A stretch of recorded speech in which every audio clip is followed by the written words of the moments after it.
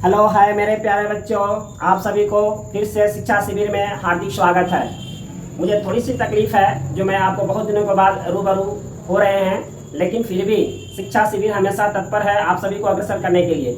मेरे प्यारे बच्चों, इसके पहले हम लोग कोरोना काल में ऑनलाइन मोड में होकर कम समझे। आज तक हमने जो भी अपने प्रकरण को आपके सामने दिखाया वो ऑनलाइन मोड में दिखाया।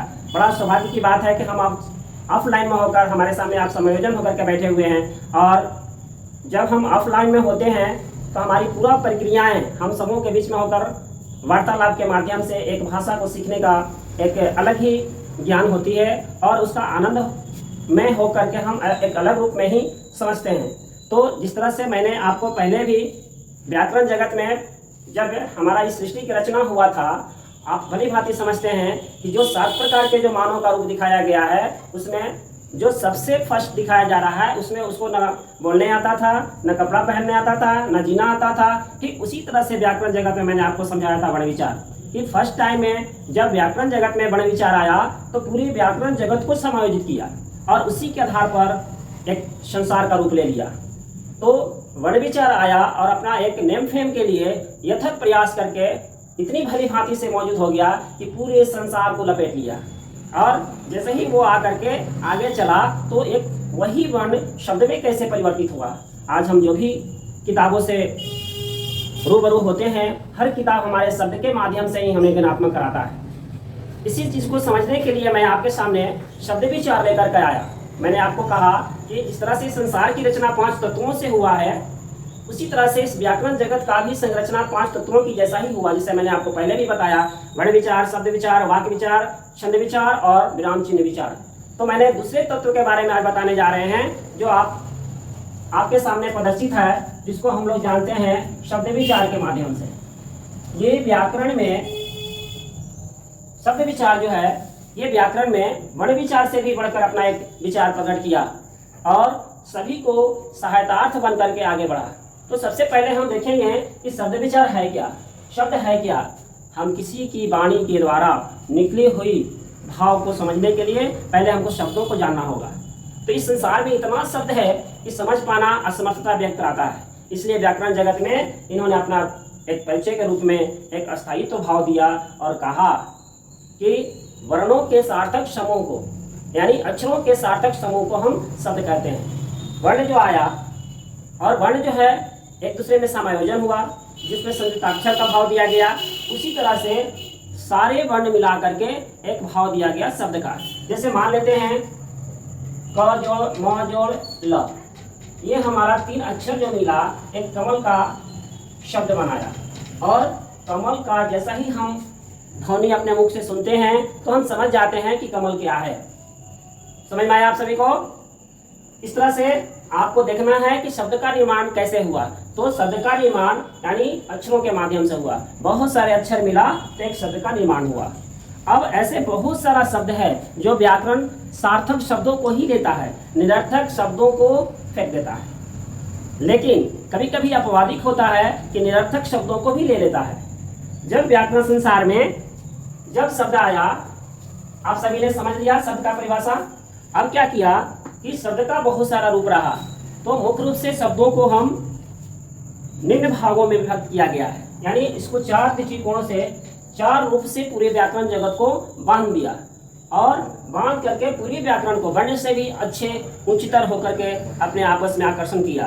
तो पहला जो हम लोग पढ़ेंगे अर्थ के आधार पर, आप अच्छे से देखेंगे। अगर हमारे और आपके बीच में संवाद के माध्यम से कहीं भी किसी शब्दों का ना समझ का भाव प्रकट होता है, आप सहायता पूर्वक हमसे आप समझ सकते हैं, लेकिन अपने मन को विचलित नहीं करना है। समझ में आया माय डियर चिल्ड्रन? पहले समझेंगे कि किस किस आधार पर पूरे व्याकरण के हर कोने में छाया। तो पहला जो है ये अर्थ के आधार पर शब्द को बांटा। तो अर्थ के आधार पर शब्दों को एक भूमिका बनाया और उसको लिया। इसके बाद कहता है व्युत्पत्ति के आधार पर, व्युत्पत्ति नंबर 2 में कहता है व्युत्पत्ति या रचना के आधार पर, रचना के आधार पर। और 3rd नंबर कहता है यानी अर्थ के आधार पर शब्दों की भूमिका को निभाया, व्युत्क्रम के आधार पर बनाया और 3rd नंबर कहता है उत्पत्ति के आधार पर। उत्पत्ति के आधार पर भी शब्द की भूमिका को दिया। अपने अपने पार्ट में सारे को लेकर के जितने भी शब्द हैं दुनिया में उसको विभक्त कर दिया 4 भागों में। शब्द ने आया, व्याकरण संसार में शब्द आया और आकर का अपना एक अस्तित्व जमाया और एक वंशज के रूप में चला। अब ये शब्द को मान लिया कि शब्द का किया अपने विचारानुसार पूरे व्याकरण संसार में 4 कोणों में प्रकट कर लिया, एक अर्थ के आधार पर, व्युत्पत्ति के आधार पर, उत्पत्ति के आधार पर। इसी तरह से चौथा नंबर होता है रूपांतरण के आधार पर।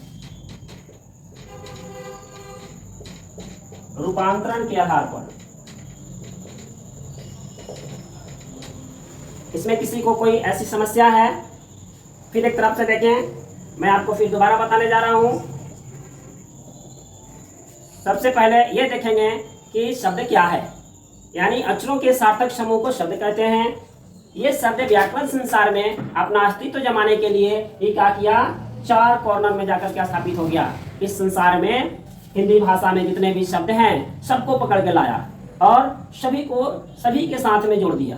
कैसे जोड़ा है? एक अर्थ के आधार पर, एक व्युत्पत्ति के आधार पर, एक उत्पत्ति के आधार पर और एक रूपांतरण के आधार पर। इन 4 रचनाओं में रच करके शब्द को समायोजन कर लिया आपस में। आई बात समझ में? किसी को प्रॉब्लम? इस तरह से आज हम पढ़ेंगे अर्थ के आधार पर शब्द के कितने भेद होते हैं, अर्थ के आधार पर किस तरह से व्याकरण संसार में शब्दों को अट्रैक्शन किया और अपने अंदर रखा। परीक्षा में आएगा कि अर्थ के आधार पर शब्द के कितने भेद होते हैं। हम लोग पढ़ते चलेंगे और प्रश्न को उजागर करते चलेंगे। ये जितने भी आपको बताया जा रहा है एक कॉम्पिटिटिव के बेस पर ही बताया जाता है। क्लास में तो हमारा निश्चित रूप से पढ़ना ही है, दृढ़ता के साथ पढ़ना है, लेकिन साथ साथ हमें सबसे ज़्यादा महत्व रखता है किसी भी कंपटीशन में। अगर हिंदी का सिलेबस आप में दिया हुआ है तो छोटा से छोटा चीज़ आता है और हम चकरा करके गिर जाते हैं, यानी उसको छोड़कर चले आते हैं और 1 मार्क्स के लिए हम सफलता प्राप्त नहीं कर पाते हैं। तो पहले आप बेसिकल सीखें ताकि हम आगे जा करके हमें किसी भी तरह गुण विचार में जैसे समस्या नहीं आ रही है, आपको उसी तरह शब्द विचार में भी समस्या नहीं आना चाहिए। तो अर्थ के आधार पर शब्द को 2 भागों में बांटा गया। ध्यान से देखेंगे, एक बांटा गया सार्थक शब्द और एक बांटा गया निरर्थक शब्द। अब देखिए, अब इतने सारे शब्दों को सिर्फ अर्थ के आधार पर बता दिया। बहुत सारे शब्द ऐसे होते हैं जो सब सार्थक को ही अपनाना चाहते हैं, किसी भी अच्छाई को ही प्राप्त करना चाहता है। तो कहने का तात्पर्य है कि सार्थक वे शब्द होते हैं जिनका कुछ निश्चित अर्थ निकले। ऐसे बहुत सारे शब्द हैं जो निश्चित अर्थ निकलता है। मान लीजिए सपोज दैट आपको हम कह दें रोटी, अगर रोटी कह दिया तो ये हमारा एक अर्थ हो गया। पानी, ये हमारा एक अर्थ हो गया। इसको बोलते हैं शब्द और उसमें भी सार्थक शब्द है। लेकिन निरर्थक शब्द वे शब्द होते हैं जिसका कोई अर्थ नहीं होता है। अब समझ में आ गया? कोई प्रॉब्लम? आपको कोई समस्या है? जो मैंने आपको बताया वो समझ में आया? ओके, आगे बढ़ें। अब इसमें सार्थक शब्द वे शब्द होते हैं जिसका एक निश्चित अर्थ प्रकट करता है, जैसे रोटी, पानी, दाल। बहुत सारे ऐसे शब्द हैं जो सार्थक हैं, जो हम डेली अपने लाइफ में यूज करते हैं। लेकिन ग्रामर कहता है कि व्याकरण में सिर्फ सार्थक शब्दों का ही चर्चा होती है, निरर्थक शब्द को वो नहीं लेता है। लेकिन जब वही निरर्थक शब्द को सार्थक के साथ लेते हैं तो उसका एक अर्थ निकल जाता है। अब मैं आपको एग्जाम्पल बताऊंगा कि किस तरह से निरर्थक शब्द भी अर्थ बताता है। जैसे मान लीजिए, कॉपी में ये नोट डाउन करें, कुछ ऐसे टॉपिक होते हैं जो आपको कॉपी में नोट डाउन करके रखना पड़ेगा। आप इजीली लिखें अर्थ के आधार पर। अर्थ के आधार पर परीक्षा में निश्चित रूप से देता है कि अर्थ के आधार पर शब्द के कितने भेद। आप कॉपी में नोट डाउन कर लें। इसलिए सार्थक और निरर्थक, सार्थक शब्द पता चला कि निश्चित रूप से कोई ना कोई अर्थ देगा जो आप भली भांति समझ जाएंगे। तो माय डियर स्टूडेंट, इससे अभी तक मैंने जो बताया कोई आपको प्रॉब्लम हुआ? नहीं। चलिए, okay, a lot of thanks समझने के लिए। इसी तरह से आप अग्रसर होते रहें और हमारे साथ चलते रहें। अब चलते हैं कि निरर्थक ऐसा कौन सा शब्द है जिससे कि हमें निरर्थक का भाव प्रकट करता है।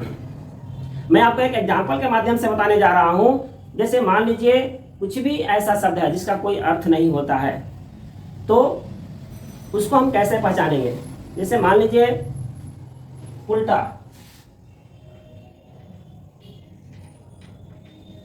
उल्टा मैंने एक शब्द लिया। वाणी, वाणी एक शब्द लिया। और यहाँ एक शब्द ले लिया उल्टा। अब समझिए यहाँ उल्टा का कहने का मतलब आप निश्चित रूप से समझ गए। उल्टा जैसे मैंने कहा, मैं अगर हमारी बातों को ध्यान से नहीं समझेंगे तो आकर के उल्टा टांग देंगे। तो मैंने कहा उल्टा टांग देंगे, तात्पर्य क्या हुआ कि सर ने हमें उल्टा कर देंगे, यानी माथा नीचे पैर ऊपर। समझ में आई बात? तो उल्टा मैंने जैसे ही कहा आपके दिमाग में ये ज्ञान हुआ कि उल्टा का मतलब अपोजिट, यानी उल्टा, ठीक उसका उल्टा। लेकिन उसी के साथ कह दिया पुल्टा। पुल्टा का कोई मीनिंग नहीं होती है। वाणी कह दिया, वाणी का कोई मतलब ही नहीं होता है। जैसे गुल्ला कह दिया, गुल्ला। गुल्ला कहेंगे तो समझ में आएगा, लेकिन गुल्ला कहेंगे तो गुल्ला का मतलब क्या होता है? अगर हम आपको ग्रामर में सार्थक और निरर्थक दोनों लेके चलते हैं, बहुत से ऐसे शब्द होते हैं जो साथ साथ चलते हैं, जिसको हम लोग सहचर शब्द के नाम से डाल देते हैं। दुनिया में हर चीज का नामकरण होता है, चाहे वो सजीव हो या निर्जीव हो। उसी तरह से कभी कभी जुदाई होती है, कभी कभी संयोग होता है। शब्दों में भी बेचारा कुछ ऐसे निरर्थक होते हैं जो सार्थक के साथ जुड़ जाते हैं और वे एक दूसरे के बिना नहीं रह सकते हैं। जिस तरह से हमारे जीवन में बहुत कोई ऐसा प्यारा हो जाता है जो उसके बगैर जीना जीवन अधूरा लगता है, उसी तरह बेचारा सार्थक भी निरर्थक को अपनाया, बहुत अच्छी तरह से प्यार किया और उसके प्यार के बिना वो अपना जीवन को भी त्याग देता है। आप जब भी सबन ये बात बोलने जाते हैं तो रोज प्रतिदिन आप कुछ ऐसे शब्द बोलते हैं जिसका कुछ अर्थ ही नहीं होता है, लेकिन उसके साथ श्रृंगार बन के आता है। तो हम देखेंगे आपको दोनों शब्दों के माध्यम से कि एक सार्थक शब्द है, एक निरर्थक शब्द है, जो एक दूसरे के बिना अधूरा है। आइए देखते हैं कि कैसा वो सार्थक और निरर्थक है, जो कैसे अपने आप में खालीपन महसूस कराता है। यहाँ तक कंप्लीट, इरेज कर दूं।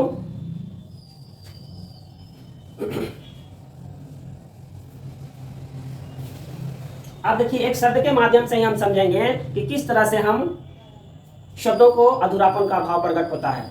जैसे आपने देखा होगा जब भी आप बोलते हैं उल्टा पुल्टा, मेरे बच्चों ये उल्टा पुल्टा, ये उल्टा हमारा हो गया, समझ में आ गया। ये पुल्टा भी समझेंगे, उल्टा मतलब अपोजिट उल्टा, लेकिन पुल्टा क्या है। लेकिन जब भी हम बोलते हैं तो उल्टा पुल्टा है। आप हमेशा देखे होंगे जब कोई किसी को किसी रूप में बोलता है तो बोलता है उल्टा पुल्टा क्यों बोल रहा। अब समझिए कि यहाँ उल्टा पुल्टा क्यों बोल रहे हैं। उल्टा तो समझ में आ रहा, तो what is the meaning of उल्टा। तो ये निरर्थक है, लेकिन एक दूसरे को इतना अट्रैक्शन पावर में है कि मैग्नेट से भी ज्यादा। मैग्नेट तो एक लिमिट में ही किसी को अट्रैक्ट करता है, उससे भी सीमा पार कर गया है। इसलिए हमेशा सार्थक के साथ निरर्थक जुड़ा हुआ रहता है। उसी तरह आपने देखा होगा, आप गए मम्मी को बोले मम्मी रोटी वोटी है, तो आपने कहा रोटी वोटी है, ठीक है रोटी है, वोटी क्या है। लेकिन एक सहचर है, श्रृंगारिक शब्द है। जब भी हम बोलते हैं तो मजा आता है। और ऐसे भी हम दिन में भी 24 घंटा बोलते हैं, पानी वानी दो, पैसा वैसा है तो लाओ। इस तरह से बहुत से ऐसे शब्द हैं जो सार्थक और निरर्थक में विभाग कर दिया और विभाग करके फिर कैसे जोड़ दिया। लोटा डोरी, ये लोटा का भी अर्थ होता है, डोरी का भी अर्थ होता है, लेकिन सहचर में चल रहा है, इसका एक अर्थ है। सब दोनों का दोनों सार्थक है, लेकिन यहाँ पर उल्टा पुल्टा रोटी वोटी ये सब का कोई एक शब्द का तो अर्थ है, एक का निरर्थक है, लेकिन फिर भी एक दूसरे बिना अधूरा हो। आई बात समझ में? तो इस संसार में बहुत ऐसे शब्द हैं जो निरर्थक होते हुए भी सार्थक का साथ देता है। हमारे मनुष्य जीवन में भी बहुत ऐसे लोग हैं जिनको हम अपने समाज में निरर्थक समझते हैं, लेकिन वही कभी कभी ऐसा अर्थ दे जाते हैं कि पूरी जीवन भर याद होती है। उसी तरह शब्दों के साथ भी हुआ। तो मैं आशा करता हूं आप सभी से कि आप मैंने अभी तक जो भी बताया आप भली भांति समझ गए होंगे। ओके, अब आगे चले। मैं आपको इसी से प्रश्न का अभ्यास कराऊंगा, बहुत सारा शब्द दे दूंगा और बोलूंगा कि इसको अभी सार्थक और निरर्थक में बांट लेंगे। गुड। अब हम चलते हैं, हमारा दूसरा है व्युत्पत्ति या रचना के आधार पर। मेरे प्यारे बच्चों, रचना का मतलब क्या होता है? बनावट। अब सोचिए, एक हम देवी का रूप का रचना करते हैं। एक कारीगर किसी भी मूर्ति का इस तरह से बना डालता है कि सिर्फ उसमें जान डालने की कमी होती है, अपनी कला के आधार पर उसका निर्माण कर देता है। उसी तरह से शब्द विचार में कुछ ऐसे प्रारूप को ढाला गया जिसका नाम रख दिया व्युत्पत्ति या रचना, यानी विशेष उत्पत्ति के माध्यम से शब्दों को बनाया गया। तो वो व्युत्पत्ति के आधार पर शब्दों को कितने वर्गों में बांट दिया गया। अब इसका कमाल देखेंगे। अर्थ के आधार पर तो आपने देख लिया, अब हम लोग व्युत्पत्ति के आधार पर देखेंगे। बाकी जो बचेंगे नेक्स्ट क्लास में देखेंगे, इसलिए थोड़ा सीखें, अच्छा सीखें। और एक्सरसाइज दिया जाएगा, उसको आप कल करके आएंगे। Okay yes sir. और मैं उन बच्चों से आग्रह करूंगा जो हमारे ऑनलाइन मोड में देख रहे हैं, समझ रहे हैं, आप हमारे बताए हुए शब्द विचार से अगर प्रभावित हुए होंगे तो आप हमें कमेंट में लिख कर दें, ताकि मैं और इससे भी अच्छा आपके तक अपना ज्ञान को पहुंचा सकूं। और मैं एक टॉपिक को पढ़ाऊंगा व्युत्पत्ति के आधार पर, आज के आधार पर भली बात सभी लोगों ने समझा। अब आइए देखते हैं व्युत्पत्ति या रचना के आधार पर।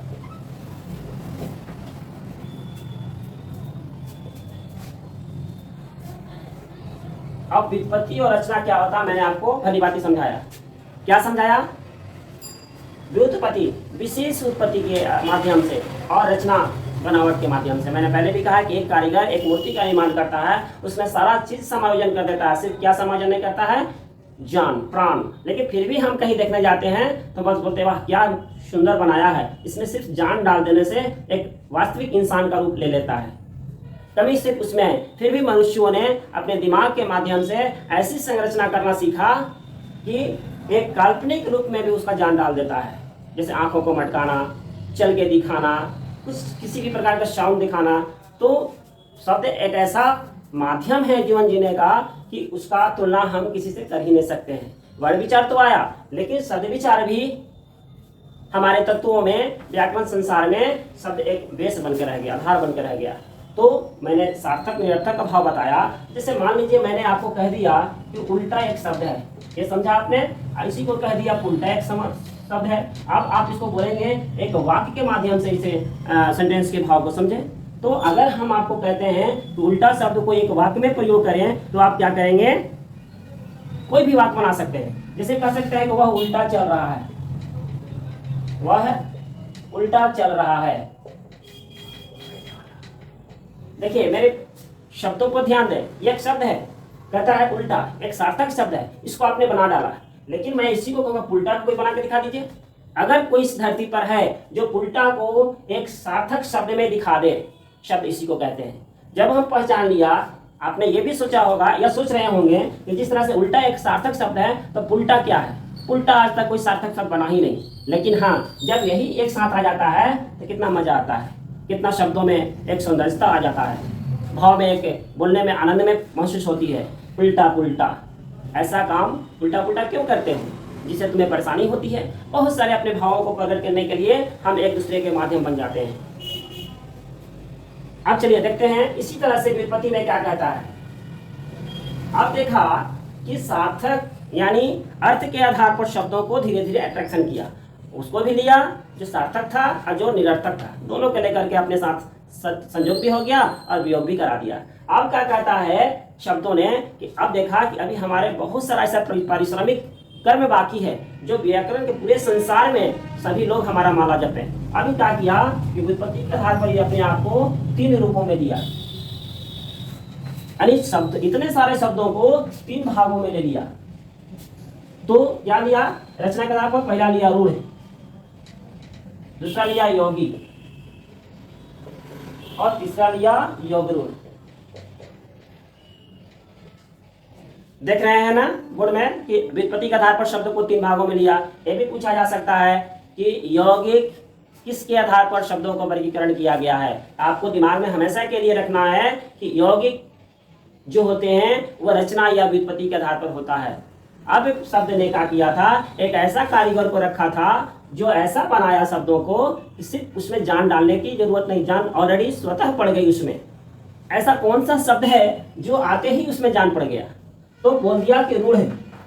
रूढ़ का मतलब होता है फिक्स, निश्चित, रूढ़िवादी, यानी टस से मस ना होना। लेकिन इसका अवगुण क्या है? जब यही रूढ़ शब्द को खंड करेंगे तो कोई अर्थ नहीं निकलेगा। रूढ़ एक ऐसा शब्द होता है जो शब्द बन के तो आता है, लेकिन जब उसको तोड़ते हैं तो उसका कोई अर्थ नहीं देता है, वो रूढ़िवादी हो जाता है, वो निश्चित के साथ अपने आप में फिक्स हो जाता है। हम कोई भी शब्द को लेते हैं और उसको एक एग्जाम्पल के रूप में आपको शो कर सकते हैं। तो अगर हम ले लेते हैं सपोज दैट, मैंने फिर से सुनिए, मैंने बताया रूढ़ एक ऐसा शब्द है जिसको खंड करने के बाद कोई अर्थ नहीं देता है। सपोज दैट हम कोई भी एक एग्जाम्पल ले सकते हैं, ठीक है। तो ऐसे बहुत सारे शब्द हैं, जैसे मान लेते हैं आपने राज को लिया, राज। तो राज किसी का नाम हो सकता है या राज किसी का रहस्यमय बात हो सकता है। तो ये तो समझ में आता है ये रूढ़ है। कैसे रूढ़ है? क्योंकि रा जो ज हो गया, तो रा का कोई अर्थ नहीं, ज का कोई अर्थ नहीं देता है। यानी जब भी कोई शब्द लेंगे और उसको खंड करेंगे, टुकड़ा करेंगे, तो उसका कोई अर्थ देगा ही नहीं देगा। कुछ भी शब्द ले लेते हैं। ये रोग, रोग एक ऐसा शब्द है जिसका कोई एक निश्चित है। रोग एक शब्द है जो एक सार्थक शब्द है, लेकिन रूढ़िवादी है। रूढ़िवादी क्यों हुआ? क्योंकि जब इसको तोड़ते हैं तो कोई अर्थ नहीं देता है। समझ में आया मेरे प्यारे बच्चों? अभी तक कोई दिक्कत? Okay, good, very good, well done. अब हम चलेंगे यौगिक में। अब इतने सारे संसार में शब्द है, फीलिंग्स है, भाव है, जो शब्दों के माध्यम से हम किसी को जगाते हैं। शब्द ऐसा होता है कि किसी यंत्र की जरूरत नहीं पड़ती है किसी को मर्डर करने की। शब्द ऐसा होता है जो किसी को प्रलोभन देने की जरूरत नहीं पड़ती है, वो अपने आप खींचे खींचे आप में समा जाते हैं। शब्दों में ऐसा कमाल होता है। इसलिए व्याकरण जगत में शब्द अपना परचम को लहरा दिया और सभी को अपंग बना दिया। जिस तरह से वर्ण के बिना शब्द नहीं होता है, उसी तरह शब्द के बिना किसी का पूर्ण भाव नहीं प्रकट करता है। इसलिए मेरे प्यारे बच्चों, हम लोगों को व्याकरण संसार में शब्द को इसलिए पढ़ने के लिए दिया जाता है। जिस तरह हमारा जीवन का एक श्रृंखलाबद्ध होकर जीवन जीने का विधान होता है, उसी तरह से किसी भी किताबों में किसी भी चीज़ों की कही हुई बातें, यानी किसी जमाने की बातों को हमें समझाता है। हर पल, कल का, आज का, पल पल की बातों को हमसे बातें करता है किताबें। इसलिए दुनिया में कभी किसी की जरूरत नहीं है, सिर्फ हमें किताबों की जरूरत होती है। किताबों के माध्यम से जब हमारे में किताब के माध्यम का सहायता मिलता है तो हम उसमें शब्दों को देखते हैं, और शब्द जब समझ में आ जाती है तो सबसे अच्छा, दुनिया में सबसे अच्छा शिक्षक वो हमारा पुस्तक हो जाता है। क्योंकि हम तो आपको प्रताड़ित करके, मार करके या किसी भी तरह डरा कर, धमका करके भी आपको वर्क कराते हैं, लेकिन जैसे ही आप किताबों से दोस्ती करेंगे तो बिना बेंत मारे ही आपको आगे बढ़ा देगा। तो जिस तरह से आपने रूढ़ को सीखा, उसी तरह से आप योगी को भी सीखें। रूढ़ को खंड किया, कोई अर्थ नहीं निकला, उसी तरह से योगी को खंड करते हैं तो कोई ना कोई अर्थ निकलता है। तो इस संसार में ऐसे बहुत सारा शब्द आया जो उसको मैंने तोड़ा, उसका अर्थ दिखाया। जैसे आप विद्यालय में पढ़ते हैं तो आप विद्यालय को ही ले लेते हैं। अब विद्यालय को तोड़ते हैं तो इसका खंड होता है विद्या जुड़ालय। अब ये दोनों पदों का अर्थ होता है, ये दोनों पदों का अर्थ होता है, इसलिए इसको योगी कहा गया। इसमें पद जो है अक्षर को खंडित करता है और कोई अर्थ नहीं निकलता है। रूढ़ में, यौगिक में कहता है कि वैसा शब्द जो दो पदों के मेल से बना है और उसको तोड़ने के बाद कोई ना कोई अर्थ देता है, उसको बोलते हैं योगी। और इससे भी कमाल का बात किया शब्द ने, एक बना दिया योग रूढ़। योग रूढ़, ये दोनों को लिया और अपना एक योग रूढ़ बना दिया, एक तीसरा रूप दे दिया। वैसा शब्द जो अपना अर्थ को छोड़कर दूसरे अर्थ को प्रकट कर लेता है। जैसे पीताम्बर, पीला है जिसका अंबर विष्णु जी, श्वेतांबर जिसका सादा है अंबर सरस्वती जी। तो ये क्या किया? ये बहुत चतुर निकला है। इसने शब्दों का ऐसा चुनाव किया, एक तीसरा रूप दे दिया जो हमारे सामने अचंभा बन करके आता है। हम बहुत सारा ऐसा शब्द को रात दिन प्रयोग करते हैं जो इतना लंबा वाक्यों में प्रयोग करने की जरूरत नहीं पड़ती है, शब्दों के माध्यम से समझ जाते हैं। अब यही शब्द समासिक शब्द बन गया, संधि बन गया, समास बन गया। तो मेरे प्यारे बच्चों, ये हमारा रहा शब्द विचार। सिर्फ अब मैंने आपको 2 बताया है और 2 बताएंगे नेक्स्ट क्लास में। इसी के साथ ही धन्यवाद।